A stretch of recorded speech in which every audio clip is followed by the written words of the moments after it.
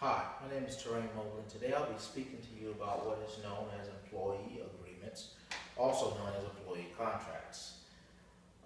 Many jobs in today's world require this between the employer and the employee, and it serves as a legal binding contract, rendering criteria for the employer as well as the employee to basically define what is required from both sides or both parties in this case.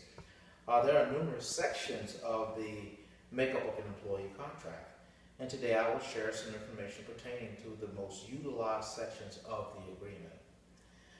Let's start by defining what an employee's contract purpose is. An employee contract purpose is it allows for a high level of specificity regarding the details of the employment. The agreement can also be referred to in the future if a dispute arises over certain aspects of the employment relationship. Usually in an employee agreement, there are components or verbiage that needs to be understood or clarified. This section is known as the definitions page. Here I just got a couple examples from the company that I own of what we use and how we define those words so the employee or potential employee understands what is being said and who is being said about within the employment agreement. Here you find a couple of definitions, as I stated: the employee, the employer, probationary periods, confidentiality of information, so on. Just a few of the things that we actually use in the definition page. This is no way close to how much can be part of the definition page. This is just a small snippet of what can be there. And its attempt is to erase any gray areas when it pertains to the employee contract. Here at Niche Network, these are some of the more staple sections of the employment contract that we use. The first one is a 90-day probationary period. Here's where we give the employee a set amount of time that we will use to basically monitor them and check their performance before we bring them on board as a long-term employee.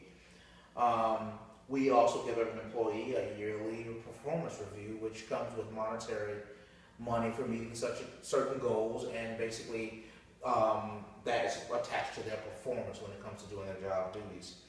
And of course, the last one is the most unfortunate one, and that's when you have to go through termination, which is clarified here so the employee and the employer knows what is asked of them and what is to take place if the need for termination is there.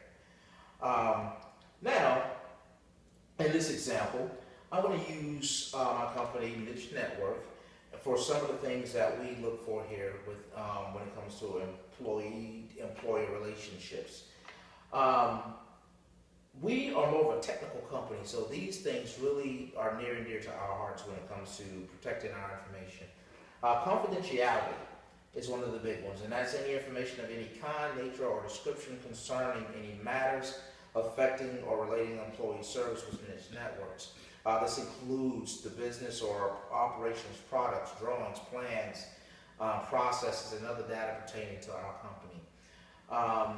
Disclosure of inventions. At times we do have employees who comes up with inventions while they're employed with us, and to protect us, anything that is rendered or brought up or thought of as an employee of Niche Network, basically that invention is actually owned by Niche Networks. The next one we have is a non-disclosure agreement. And in a non-disclosure agreement, the employee agrees not to disclose any confidential information to any person during their employment with Niche Networks or at any time thereafter, including future employment of mine here at our company.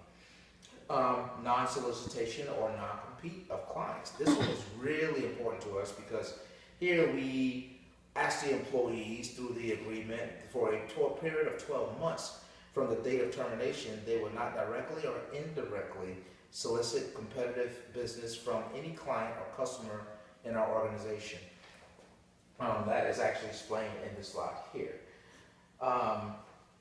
That's big to us because we have employees at times that will actually transfer and within the next 3 weeks, we see them working for our competition.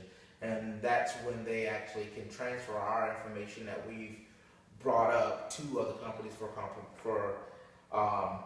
make it a little more harder for us to be competitive in the market. The return of an employer's property is another large one.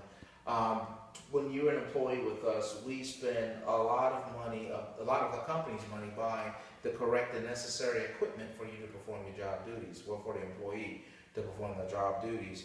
At the time of termination, or if someone willingly leaves the company, we have to get that data or those tools or equipment back to the company because it was purchased with company dollars.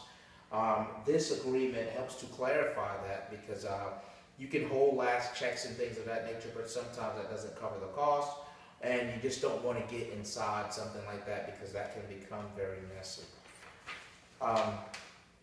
So basically, and this is the last page of the agreement, this is where it's understood who is the employer and who is the employee, and the date. This is really what makes it a legal binding document when the signatures are rendered on this piece of paper here. So, in closing, in the workforce, there's a lot of things that we can do to help each other become better employees, better companies. And this right here just basically take care of any of the legalities that which could arise from bad blood between employees and employers, or vendettas and things of that nature. So with any company or employee or employer, I would suggest an employee agreement or contract to safeguard both the employer as well as the employee. Thank you for your time, and I hope this was enlightening.